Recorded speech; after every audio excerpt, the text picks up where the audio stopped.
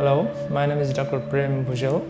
So I'm an MBBS graduate from Nepal. Well, after practicing my 2 years of job in the dermatology hospital, one of the renowned hospital in the Nepal, I came to realize that okay, I need to go into the aesthetic part of the dermatology. So from there, where I came to, after searching a lot of into the internet, I came to know about the different institutions, and among them I found good reviews about the Riams, which also has involved or associated with the CBAM, which is Canadian Board of Aesthetic Medicines. So after coming here, it all started with the theoretical part of the aesthetic medicines. So while as the days goes on, as the hours passes by on, it's like you are not more into theoretical, you are more on the hands-on training program here.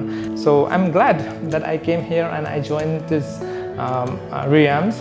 So if you want to pursue your career in the aesthetic medicines, I think this is the best institution that you can ever have.